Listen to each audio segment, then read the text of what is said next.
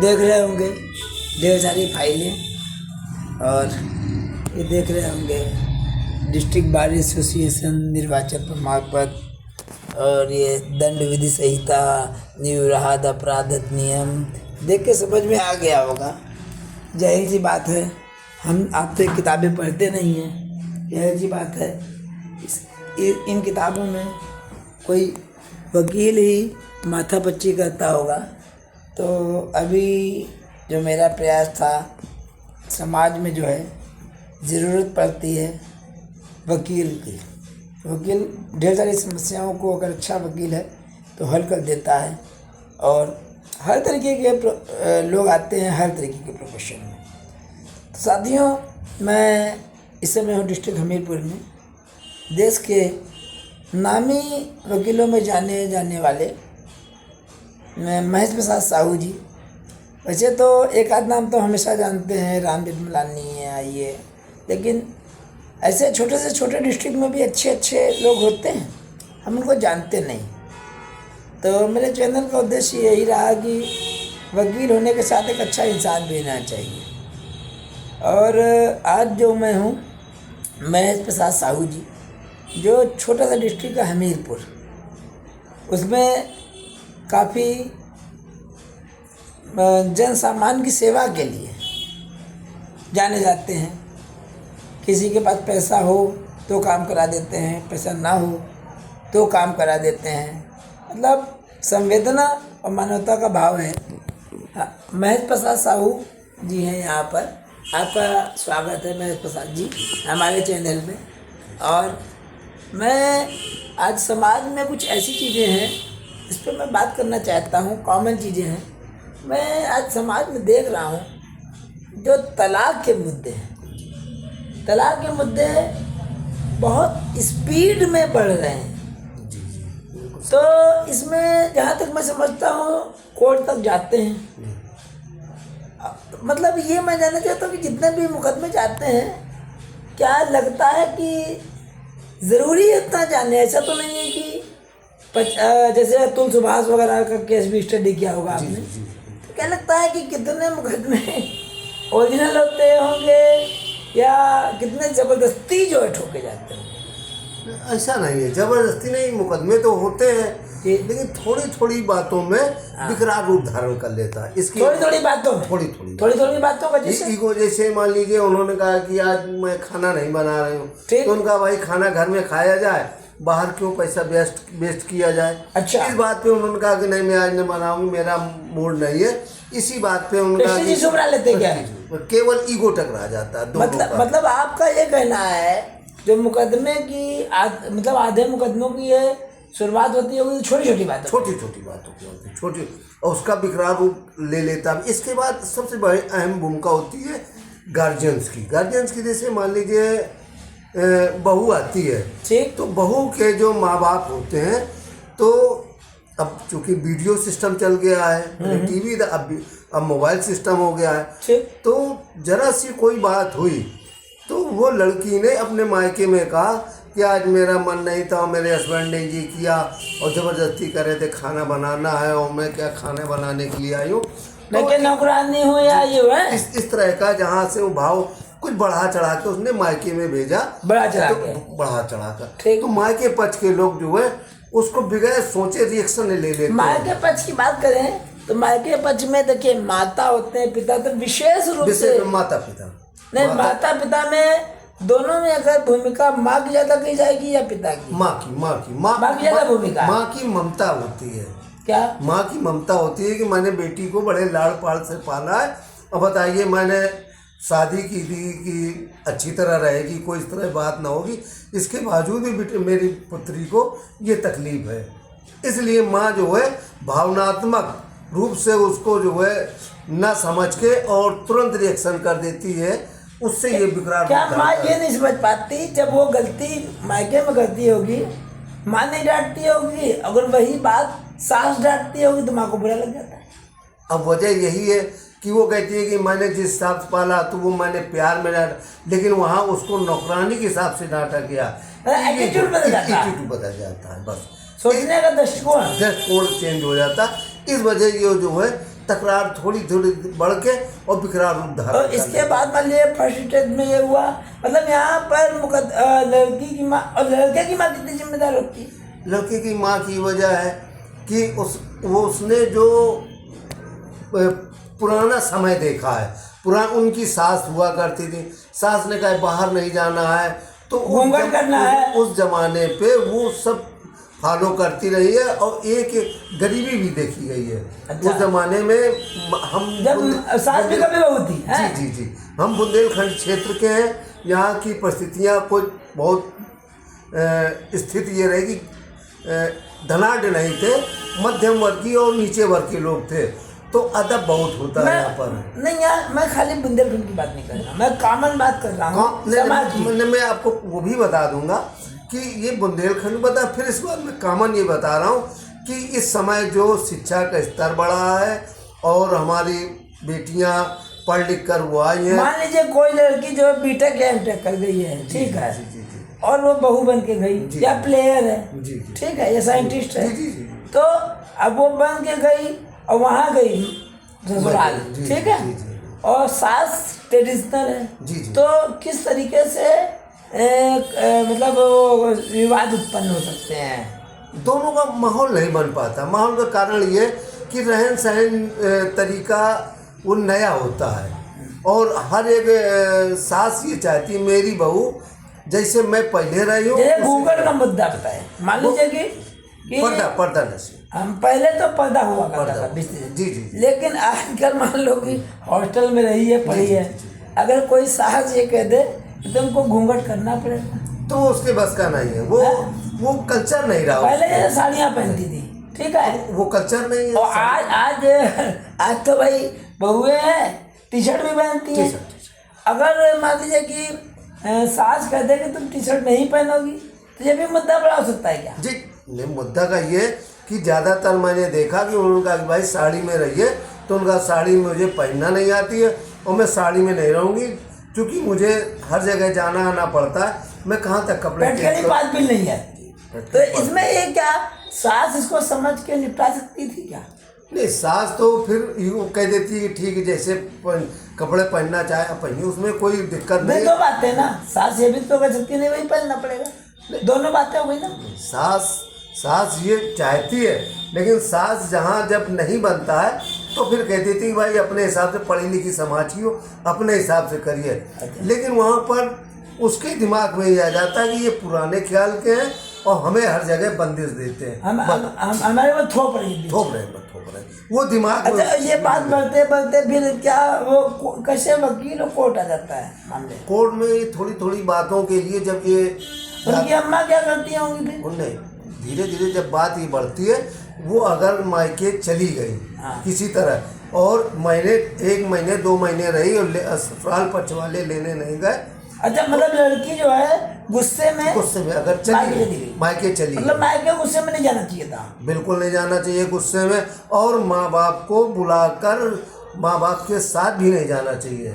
अच्छा, मतलब ऐसे जब विवाद के समय क्या करना चाहिए लड़की को? लड़की को ये कहना है कि मतलब सूचना देना चाहिए और अच्छे माहौल में बातचीत करके उसको यह ईगो हटा देना चाहिए। लड़की को कैसे चालू करना चाहिए इन परिस्थितियों को? इन परिस्थितियों में थोड़ा मनन करना चाहिए, सोचना चाहिए कि मैंने जो मेरे साथ वो हुआ और मैंने जो जवाब दिया, दोनों का तुलनात्मक वो करना चाहिए। ये सोचना चाहिए कि कभी मैं जब मायके में थी, मेरे माँ बाप भी कभी ना कभी टकराव हुआ होगा, अगर देखा होगा तो टकराव हुआ होगा, कैसे निपटा होगा, तो उस चीज़ को ख्याल रखना चाहिए। लेकिन यहाँ पर ये होता पत्नी और सास बीच में अहम भूमिका ये कि सास का कल्चर ये होता है कि मैं मेरे यहाँ रहा है।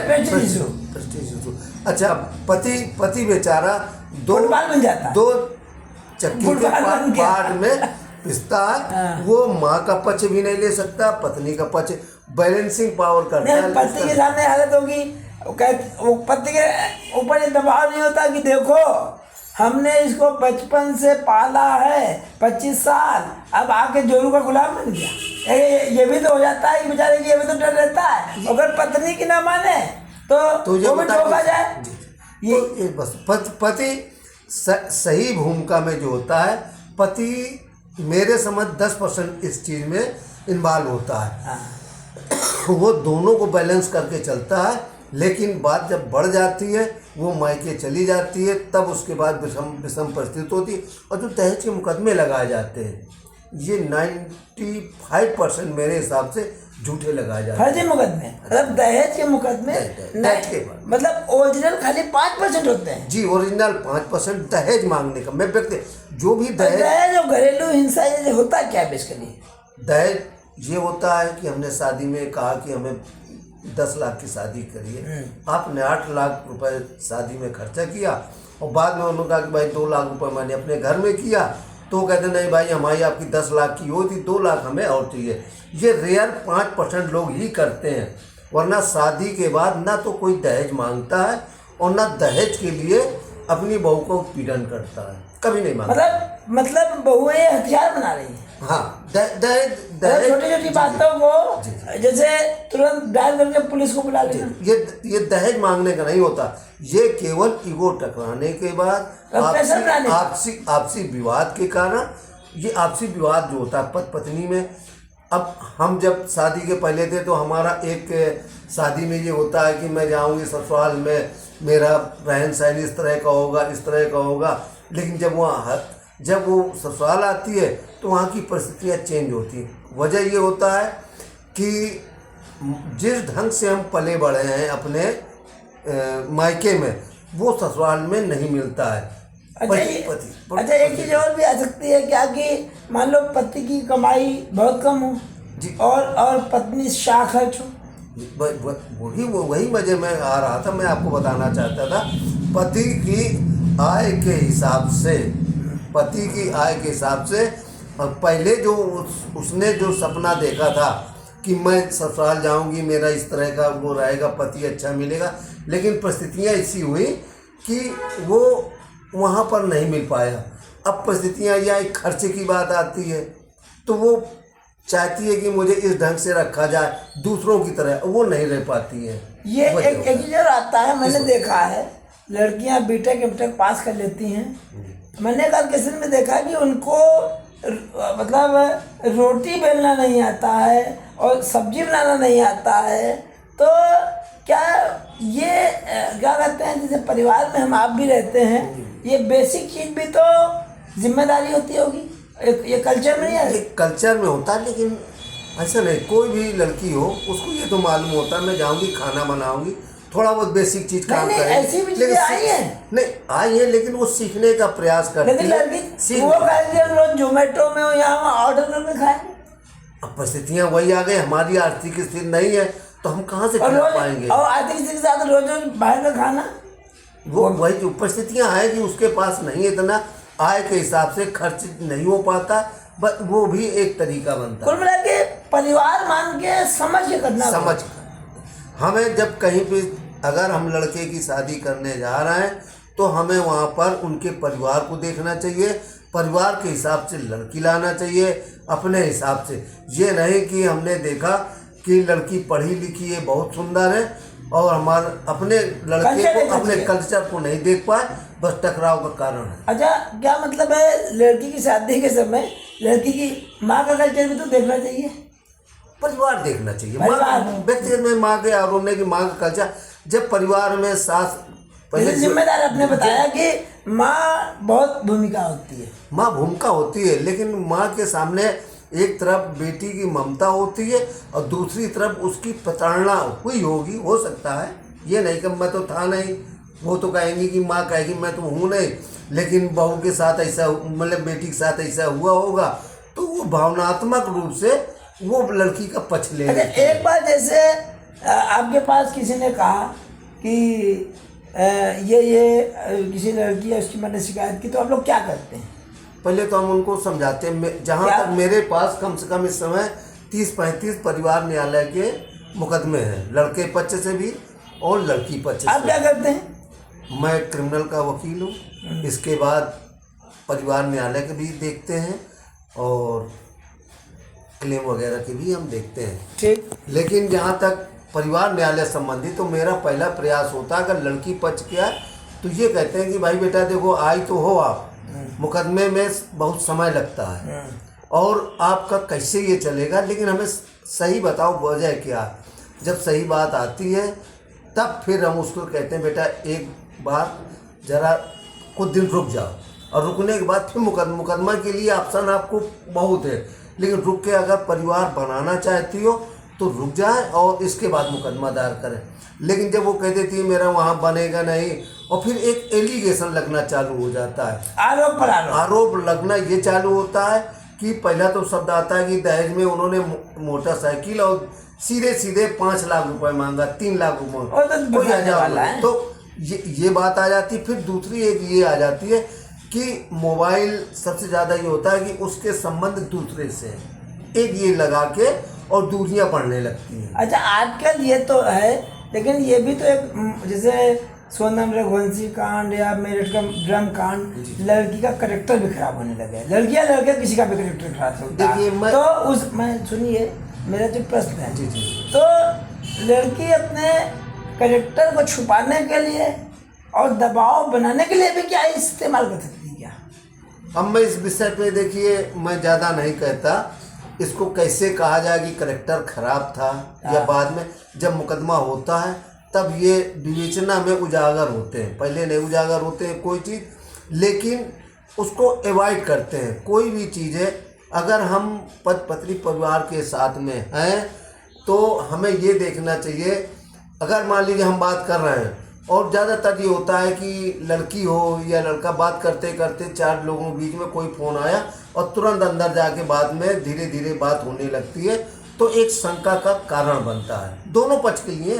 मैं व्यक्तिगत एक के लिए नहीं कह रहा हूँ। और उसके बाद फिर वो जहाँ उन्होंने कहा मोबाइल दिखाओ, चेक कराओ, उन्होंने कहा कि डिलीट कर दिया, इससे विवाद का कारण शक पैदा, जहाँ शक पैदा हुआ।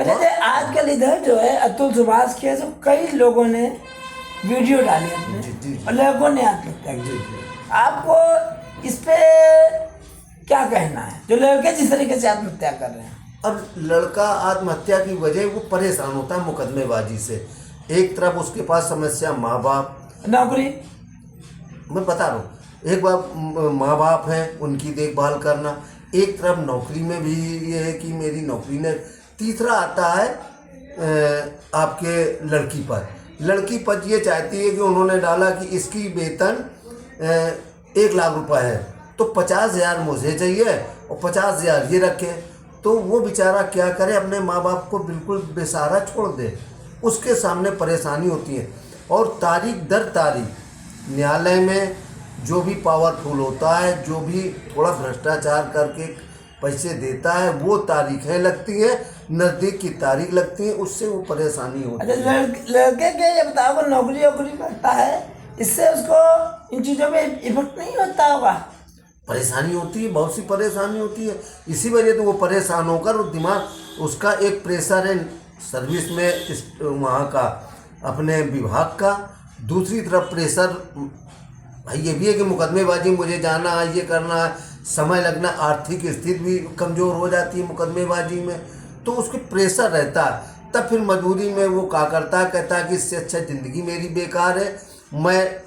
मेरे माँ बाप ने शादी की थी कि मेरा परिवार होगा, परिवार के बाद मेरी सेवा होगी, लेकिन इधर तो ये हुआ कि परिवार भी बिखर गया, मेरे माँ बाप भी परेशान है, मैं भी परेशान, इससे अच्छा मुझे जीवन लीला ही ख़त्म कर देना चाहिए, केवल टार्चर की वजह, टार्चर की वजह। अच्छा, ये मान लीजिए कि लड़की है, मुकदमा दायर किया, ठीक है, और मुकदमा चला 10-15 साल तो चल ही जाता है। जी जी जी। 10-15 साल बाद लड़की मुकदमा जीत गई। लड़की की उस समय एज थी मान लो 30 साल, ठीक है, 15 साल के बाद तो 45 की हो गई। जी जी। तो जीत गई या हार गई, ये क्या हो? देखिए, ये तो मैं शुरू से कह रहा हूँ, लड़की जीतती कभी नहीं है, पूरी लाइफ अपनी बर्बाद करती। वजह ये है कि बगैर आज के युग में कब तक आप अकेला जीवन यापन करेंगी? या तो बच्चे हों तो एक सहारा बनता है, अगर बच्चे नहीं हैं तो आप किसके सहारे हुए? तो फिर स्वाभाविक है उसके करेक्टर पे लोगों का लांछन लगाना। मान लीजिए लड़की छोड़ के कहीं मायके में रह गई है, मायके में भाई भाई और भी लोग रहते होंगे, तो वहाँ का माहौल नहीं प्रभावित होता होगा? वहाँ का माहौल प्रभावित होता है। जो भाई और जो वहाँ की भाभियाँ हैं वो उनसे विरोध चालू हो जाता है, वहाँ का परिवर्तन हो जाता है। मायके में जाने के बाद लड़की और माँ एक तरफ होती हैं, भाई और भाई के मतलब भाई और उसकी पत्नियाँ वो अलग हो जाती हैं। क्यों ऐसा होता है? वजह ये है कि वहाँ पर हस्तक्षेप होता है। लड़की जिस तरह यहाँ पर मठाधीसी करने लगती है, वहाँ हस्तक्षेप होता है। उसका ये होता है कि मैं इस घर की लड़की हूँ, मेरा यहाँ पर सब कुछ पहले था, उसी तरह मैं वर्चस्व रखूँ। वो वर्चस्व मतलब लड़की जब जाती है उसके बाद वर्चस्व मठाधीसी का काम करती है। मतलब वो ये नहीं कहती है कि भाई के साथ तालमेल बना के रहें। तालमेल बन नहीं पाता। वजह है कि अगर वो भाई को खाना खिलाए, भाई ऑफिस जाता है, माँ लड़के का साथ ना दे के लड़की का ही साथ क्यों देती है, बहू का साथ क्यों नहीं देती? उसको वजह है कि ममता, माँ की ममता होती है कि वो अबला है, वो पीड़ित है, अब वो वहाँ से आई माँ की सह लेके वो मठाधीसी चालू कर देती है। हाँ, पूरा कब्जा करने की कोशिश करती है। कब्जा न कहा जाए, ये कहा जाए कि अपना हस्तक्षेप वो करती है कि मेरे अगर वहाँ से निकाल दी गई है, मतलब उसके मन में अब उधर तो कुछ बचा नहीं है, तो कहीं ना कहीं लड़की जीत के हार गई ना। नहीं, लड़की तो शादी तो होगी नहीं भाई, 45 साल की मान लो, 30 साल तो चालू किया, 15 मुकदमा करी तो जीत के हार गई। शादी तो वो खत्म, वो पूरा अकेला जीवन जिएंगी या फिर एक किसी के साथ लिव रिलेशन में रह सकती हैं। इसके अलावा लिव रिलेशन में आ जाए, मतलब अपना एक जो शादी हुई है उसको छोड़ के उसके बाद लिव रिलेशन कराएंगे। वही बस वही करते रहो भाई। अब वो इसको कुछ भी कहे, चूंकि ये हमारे सुप्रीम कोर्ट ने कई लिव रिलेशन को मान्यता दी है, उस पर मैं टिप्पणी नहीं कर सकता हूँ। अच्छा ये बताइए आप ओवरऑल गृहस्थ लाइफ के लिए लड़कियों को लड़कों को ओवरऑल क्या संदेश देना चाहेंगे? हम ये संदेश देना चाहते हैं, अगर मैरिज हुई है, कोई वातावरण इस तरह का आता है, तो पहले आपको दोनों लोग शांत माहौल में एक दूसरे को समझना चाहिए। समझने के बाद फिर आप और सम्मान की भावना कहाँ तक, उसके बाद आपको पति पत्नी दोनों बैठ के उसका हल निकालें। अगर नहीं, अगर ईगो टकरा जाए तो फिर एक रास्ता बनता है, तुम अपना रास्ता देखो, मैं अपना रास्ता देखूं।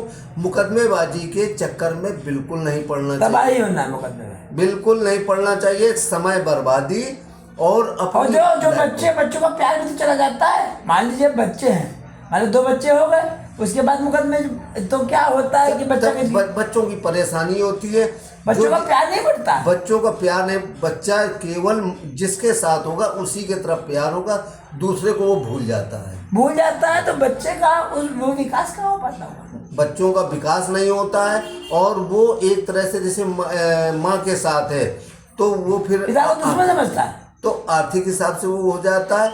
और दूसरी चीज़ ये होता है कि वो फिर आगे पढ़ने लिखने में भी उसको परेशानी आती है, और दूसरे के प्रति दुश्मनी का भाव दे देता होगा, इसके बाद होता होगा। नहीं, वो तो रहता है कि सभी वो जो है पति इस तरह पिता इस तरह के होते हैं। और क्योंकि माँ भी तो कहती होगी कि उसने ये किया, उसने किया, जो जी वो पूछते हैं जब पिता कहाँ, उनका पिता ने, फिर वो अपने हिसाब से डील करके और उसको समझाती है और अपने पास ही रखती है।